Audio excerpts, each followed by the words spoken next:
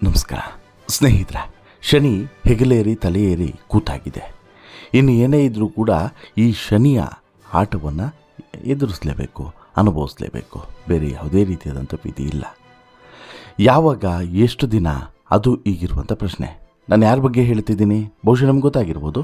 ಅದೇ challenging star D boss Darshan ಬಗ್ಗೆನೇ ನಾನು ಹೇಳ್ತಾ ಇರುವಂಥದ್ದು. ದರ್ಶನ್ನು ಇಷ್ಟು ದಿನ ಅಂದ್ಕೊಂಡಿದ್ದೇ ಬೇರೆ, ಈಗ ಅಂದ್ಕೊಂಡಿರೋದೇ ಬೇರೆ, ಈಗ ಅನ್ನಿಸ್ತಿರೋದೇ ಬೇರೆ.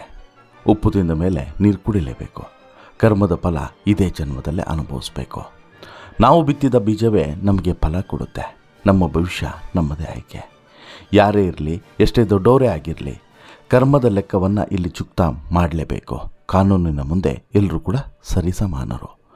ಈ ಮಾತುಗಳಿಗೆ ಜ್ವಲಂತ ಉದಾಹರಣೆಯಂತೆ ಸದ್ಯ ಕಣ್ಮುಂದೆ ಕಾಣ್ತಿರುವಂಥ ವ್ಯಕ್ತಿ ದರ್ಶನ್. ದರ್ಶನ್ ದರ್ಶನ್ ಹೌದು, ಹೆಚ್ಚೇನೂ ಇಲ್ಲ. 3 ವರ್ಷದ ಹಿಂದೆ ಚಿತ್ರರಂಗದಲ್ಲಿ ರಾಜನಂತೆ ಮೆರೆದಂಥ ದರ್ಶನ್ ಹೋದಲ್ಲಿ ಬಂದಲ್ಲಿ ಜನಸಾಗರ, ಅಭಿಮಾನದ ಜನಜಾತ್ರೆ. ಆನೆ ನಡೆದದ್ದೇ ದಾರಿ ಅನ್ನೋ ರೀತಿಯಲ್ಲಿ ನಡೀತಾ ಇದ್ದಂಥ ದರ್ಶನ್ಗೆ ಒಂದೇ ಒಂದು ಪ್ರಕರಣ ಯಾವ ರೀತಿ ನರಕವನ್ನು ತೋರಿಸ್ತು ಅನ್ನೋದಕ್ಕೆ ಸಾಕ್ಷಿ ಈ ರೇಣುಕಸ್ವಾಮಿಯ ಪ್ರಕರಣ. ಇಡೀ ಕನ್ನಡ ಚಿತ್ರರಂಗದ ಒಂದು ಕಡೆ ಆದರೆ, ಮತ್ತೊಂದು ಕಡೆ ತಮ್ಮದೇ ಲೋಕದಲ್ಲಿ ತೇಲ್ತಾ ಇದ್ದಂಥ ದರ್ಶನ್ ಒಂದಾದ ಮೇಲೊಂದ ಚಿತ್ರಗಳನ್ನು ಮಾಡ್ತಾ ಬ್ಯುಸಿಯಾಗಿದ್ದರು. ತನ್ನದೇ ಆದಂತಹ ಲೈಫನ್ನು ಲೀಡ್ ಮಾಡ್ತಾಯಿದ್ರು. ಇದ್ರೆ ನೆಮ್ಮದಿಯಾಗಿರಬೇಕು ಅಂತ ಹೇಳಿಬಿಟ್ಟು ಹಾಯಾಗಿ ತನ್ನದೇ ಆದಂಥ ಲೋಕದಲ್ಲಿ ತೇಲ್ತಾ ಇದ್ದರು. ತನ್ನದೇ ಒಂದು ಗ್ಯಾಂಗನ್ನು ಕೂಡ ಕಟ್ಕೊಂಡಿದ್ರು. ಇದರ ಜೊತೆಗೆ ಪರಸ್ತ್ರೀಯ ವ್ಯಾಮೋಹ, ಇವೆಲ್ಲವೂ ಕೂಡ ಇವತ್ತು ದರ್ಶನನ್ನು ಕತ್ತಲ ಕೋಣೆಯಲ್ಲಿ ಕಂಬಿ ಹಿಂದೆ ಸರಿಯುವಂತೆ ಮಾಡಿದೆ. ಒಂದಲ್ಲ ಎರಡಲ್ಲ, ಕಳೆದ 3 ವರ್ಷಗಳಿಂದ ಇದೇ ನರಕ ಯಾತನೆ. ಬೇಲ್ ಸಿಕ್ಕಿದ್ರೂ ಕೂಡ ಮಧ್ಯದಲ್ಲಿ ಆ ಬೇಲ್ನಿಂದ ನೆಮ್ಮದಿ ಕೂಡ ಸಿಗಲಿಲ್ಲ. ವಾಪಸ್ಸು ಜೈಲು ಸೇರುವಂಥ ಪರಿಸ್ಥಿತಿ ನಿರ್ಮಾಣ ಆಯಿತು. ಕೇವಲ ಜೈಲು ಸೇರಿರೋದು ಮಾತ್ರವಲ್ಲ, ಇನ್ನೇನು ನಾಳೆ, ನಾಡಿದ್ದು, ಮುಂದಿನ ವಾರ, ಮುಂದಿನ ತಿಂಗಳು ರಿಲೀಸ್ ಆಗ್ತಾರೆ ಅಂತೇಳಿ ಕೇಳಿದ್ರೆ ನೋವೇ, ಚಾನ್ಸೇ ಇಲ್ಲ. 1 ವರ್ಷ ದರ್ಶನ್ ರಿಲೀಸ್ ಆಗೋದಕ್ಕೆ ಚಾನ್ಸೇ ಇಲ್ಲ ಅನ್ನುವಂಥ ಮಾತನ್ನು ಸುಪ್ರೀಂ ಕೋರ್ಟ್ ಕಡಾಖಂಡಿತವಾಗಿ ಖಡಕ್ಕಾಗಿ ಹೇಳಿದೆ. ಅಲ್ಲಿಗೆ ಸಾಕ್ಷಿಗಳ ವಿಚಾರಣೆ ಮುಗಿಯೋದು 1 ವರ್ಷ ಅಲ್ಲ, ಅದಕ್ಕಿಂತಲೂ ಕೂಡ ಜಾಸ್ತಿ ಆಗ್ತದೆ. ಹಾಗಿದ್ದರೂ ಕೂಡ ದರ್ಶನ್ ಬೇಲ್ ಅಪ್ಲಿಕೇಶನ್ಗೆ ಇನ್ನು 1 ವರ್ಷ ಹಾಕೋದಕ್ಕೆ ಚಾನ್ಸೇ ಇಲ್ಲ ಅನ್ನೋಂಥ ಮಾತನ್ನು ಹೇಳಿದೆ. ಸುಪ್ರೀಂ ಕೋರ್ಟ್ ಕೊಟ್ಟಂಥ ಆದೇಶದಲ್ಲಿರುವಂಥ ಅಂಶಗಳನ್ನು ನೋಡಿದ್ರೆ ಬಹುಶಃ ನಿಮಗೆ ಆಶ್ಚರ್ಯ ಆಗ್ಬೋದು. ಅಭಿಮಾನಿಗಳು ಬೆಚ್ಚಿ ಬೀಳ್ಬೋದು. ಅಸಲಿಗೆ ಸಾಕ್ಷಿಗಳ ವಿಚಾರಣೆಯಲ್ಲಿ ವಿಳಂಬ ಆಗ್ತಿದೆ ಸರಿ, ಜೈಲಿನಲ್ಲಿ ಸೌಲಭ್ಯಗಳ ಕೊರತೆ ಇದೆ, ಆರೋಗ್ಯ ಸಮಸ್ಯೆ ಇದೆ, ಸಹ ಕೈದಿಗಳಿಂದ ಕಿರುಕುಳ ಇದೆ, ಬೆದರಿಕೆ ಇದೆ, ಕುಟುಂಬವನ್ನು ಭೇಟಿ ಮಾಡೋದಕ್ಕೆ ಜೈಲಧಿಕಾರಿಗಳು ಅವಕಾಶವನ್ನು ಕೊಡ್ತಾ ಇಲ್ಲ, ವೃತ್ತಿ ಬದುಕಿ ಅಂತ್ಯವಾಗುವಂಥ ಭಯ ಇದೆ ಅನ್ನುವಂತಹ ಕಾರಣಗಳನ್ನು ಕೊಟ್ಟು ದರ್ಶನ್ ಸುಪ್ರೀಂ ಕೋರ್ಟ್ನ ಮೆಟ್ಟಿಲನ್ನೇ ಏರಿದರು. ಜಾಮೀನು ಕೊಡುವಂತೆ ಕೇಳಿಕೊಂಡಿದ್ದರು. ದರ್ಶನ್ ಸಲ್ಲಿಸಿದಂತಹ ಈ ಅರ್ಜಿಯ ವಿಚಾರಣೆಯನ್ನು ಮಾಡಿದಂಥ ಸುಪ್ರೀಂ ಕೋರ್ಟು 1 ವರ್ಷ ಜೈಲಿನಲ್ಲೇ ಇರಬೇಕಪ್ಪ ನೀನು ಅಂತಲೂ ಕೂಡ ಆದೇಶವನ್ನು ಕೊಟ್ಟಿದೆ. ದರ್ಶನ್ ಪರ ಖ್ಯಾತ ವಕೀಲರಾದಂತಹ ಮುಕುಲ್ ರೋಹಟಗಿ ವಾದವನ್ನು ಮಂಡಿಸಿದರೆ, ಇಲ್ಲಿ ಇನ್ನೂ ಕೂಡ 272ಕ್ಕೂ ಹೆಚ್ಚು ಸಾಕ್ಷಿಗಳಲ್ಲಿ ಕೇವಲ 10 ಸಾಕ್ಷಿಗಳ ವಿಚಾರಣೆ ಮಾತ್ರ ಮಾಡಲಾಗಿದೆ. ಈ ಉಳಿದಂಥ ಸಾಕ್ಷಿಗಳು 262 ಸಾಕ್ಷಿಗಳನ್ನು ವಿಚಾರಣೆ ಮಾಡುವಾಗ ಇನ್ನು ಎಷ್ಟು ವರ್ಷ ಆಗುತ್ತೆ ಅನ್ನೋ ಗೊತ್ತಿಲ್ಲ. ಅಷ್ಟು ಸಮಯ ಜೈಲಿನಲ್ಲೇ ಇರೋದಕ್ಕೆ ಅಸಾಧ್ಯ ಅನ್ನುವಂಥ ವಿಚಾರವನ್ನು ಮುಂದಿಟ್ಟು ಇಲ್ಲಿ ಬೇಲನ್ನು ಕೊಡುವಂತೆ ಮನವಿಯನ್ನು ಮಾಡ್ತಾರೆ. ಆದರೆ ಈಗ ಪ್ರತ್ಯಕ್ಷ ಸಾಕ್ಷಿಗಳ ವಿಚಾರಣೆಯನ್ನು ಮುಗಿಸಿ ಅಂತ ಹೇಳ್ಬಿಟ್ಟು ನಾವು ಕೇಳಿದ್ವಿ. ಆದರೆ ಮುಖ್ಯ ಸಾಕ್ಷಿಗಳ ವಿಚಾರಣೆಯನ್ನೇ ಇದುವರೆಗೂ ಕೂಡ ಮುಕ್ತಾಯ ಮಾಡಿಲ್ಲ ಅನ್ನೋದನ್ನು ವಕೀಲರು ಕೋರ್ಟ್ನ ಗಮನಕ್ಕೆ ತರ್ತಾರೆ. ಆಗ ಈಗ ಸರ್ಕಾರದ ಪರವಾಗಿ ವಕೀಲರು ಏನು ಹಾಜರಾಗಿದ್ದರು ನೋಡಿ, ಅವರು ಒಂದಷ್ಟು ಪ್ರತಿವಾದವನ್ನು ಮಂಡಿಸ್ತಾರೆ, ಆಕ್ಷೇಪವನ್ನು ಮಂಡಿಸ್ತಾರೆ. ಸಿದ್ಧಾರ್ಥ ಲೂಥ್ರಾ ಅವರು ಆಕ್ಷೇಪವನ್ನು ಮಂಡಿಸ್ತಾರೆ. ಇಲ್ಲಿ ಆರೋಪಿಗಳಿಗೆ ಸಾಕ್ಷ್ಯ ಏನೇನು ಮಾಡಿದ್ದೀರಾ ಅಂತ ಹೇಳ್ಬಿಟ್ಟು ಹೇಳಿ ನಿಮ್ಮ ಜಾಮೀನು ಅರ್ಜಿ ರದ್ದಾಗಲಿದೆ ಅಂತಲೂ ಕೂಡ ಎಚ್ಚರಿಕೆಯನ್ನು ಕೊಡ್ತಾರೆ.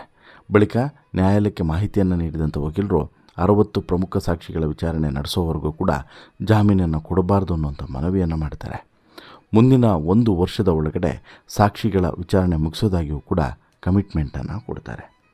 ಆಗ ಸುಪ್ರೀಂ ಕೋರ್ಟ್ನ ನ್ಯಾಯಾಧೀಶರು ಒಂದು ಆದೇಶವನ್ನು ಹೊರಡಿಸ್ತಾರೆ.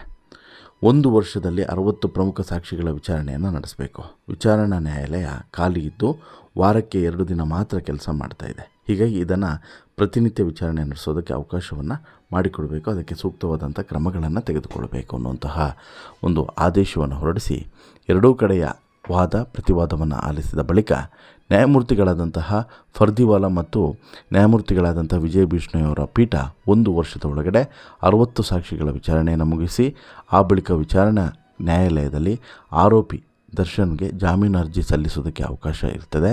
ಅಲ್ಲಿವರೆಗೂ ಕೂಡ ಜಾಮೀನು ಅರ್ಜಿ ಸಲ್ಲಿಸಬಾರ್ದು ಅನ್ನುವಂತಹ ಒಂದು ಆದೇಶವನ್ನು ಹೊರಡಿಸ್ತಾರೆ. ಜೊತೆಗೆ ಸೆಷನ್ಸ್ ಕೋರ್ಟ್ಗೆ ಹೊಸ ನ್ಯಾಯಾಧೀಶರನ್ನು ನಿಯೋಜಿಸೋದಕ್ಕೆ ಹೈಕೋರ್ಟ್ಗೆ ಸೂಚನೆಯನ್ನು ಕೂಡ ಕೊಡ್ತಾರೆ. ಇನ್ನು ಇತರ ಆರೋಪಿಗಳಿಗೆ ವಿಚಾರಣಾಧೀನ ಆರೋಪಿಗಳಿಗೆ ಏನೆಲ್ಲ ಸೌಲಭ್ಯಗಳು ಇರ್ತದೋ ಅವೆಲ್ಲವನ್ನು ಕೂಡ ಕೊಡಬೇಕು ಅನ್ನೋಂಥ ಆದೇಶವನ್ನು ಕೂಡ ಸುಪ್ರೀಂ ಕೋರ್ಟ್ ಆದೇಶವನ್ನು ಹೊರಡಿಸ್ತದೆ. ಆಮೇಲೆ ಕ್ವಾರಂಟೈನ್ ಸೆಲ್ನ ಬಗ್ಗೆ ಏನೊಂದು ತಕರಾರಿತ್ತಲ್ಲ, ಅದ್ರ ಬಗ್ಗೆ ಅದು ಜೈಲಿನ ಅಧಿಕಾರಿಗಳ ನಿರ್ಧಾರವನ್ನು ತೆಗೆದುಕೊಳ್ಳಬೇಕು ಅನ್ನುವಂಥ ವಿಚಾರವನ್ನು ಕೂಡ ಹೇಳ್ತಾ, ಇನ್ನು 1 ವರ್ಷ ಸುಪ್ರೀಂ ಕೋರ್ಟ್ನ ಕದವನ್ನು ತಟ್ಟುವಂತೆ ಎಲ್ಲ ಬೇಲ್ಗಾಗಿ ದರ್ಶನ್ ಅನ್ನೋದು ಅಲ್ಲಿಗೆ ಕ್ಲಿಯರ್. ಹಾಗಾದರೆ ಯಾವ ಗ್ರೌಂಡ್ಸ್ನಲ್ಲೂ ಕೂಡ ಅವಕಾಶನೇ ಇಲ್ವಾ ಅಂತೇಳಿ ಕೇಳಿದ್ರೆ, ಖಂಡಿತವಾಗ್ಲೂ ಬೇರೆ ಯಾವುದಾದ್ರೂ ಗ್ರೌಂಡ್ಸ್ನಲ್ಲಿ ಅವಕಾಶ ಇದೆಯಾ, ಅದನ್ನು ಈಗ ವಕೀಲರು ನೋಡುವಂಥ ಕೆಲಸವನ್ನು ಮಾಡ್ತಾ ಇದ್ದಾರೆ. ಇದ್ರ ಜೊತೆಗೆ ದರ್ಶನ್ದಾಯಿತು, ಇನ್ನುಳಿದಂಥ ಆರೋಪಿಗಳ ಕಥೆ ಏನು ಅನ್ನುವಂಥದ್ದು. ಅದರಲ್ಲೂ ಕೂಡ ಪ್ರಮುಖವಾಗಿ ಪವಿತ್ರ ಗೌಡ ಅವರ ವಿಚಾರಕ್ಕೆ ಬಂದರೆ, ಪವಿತ್ರ ಗೌಡ ಅವರಿಗೆ ಬೇಲ್ ಸಿಗುವಂಥ ಚಾನ್ಸಸ್ ಇದೆ ಅನ್ನುವಂಥ ವಿಚಾರವನ್ನು ಹಿರಿಯ ವಕೀಲರಾದಂಥ ಬಾಲನ್ ಅವರು ಹೇಳ್ತಾರೆ. ಅಲ್ಲಿ ಈ ಬೇಲ್ಗೆ ವಿಚಾರಕ್ಕೆ ಸಂಬಂಧಪಟ್ಟಂತೆ ನನಗೇನು ಕೂಡ ಅವರು ಹೇಳಿಲ್ಲ.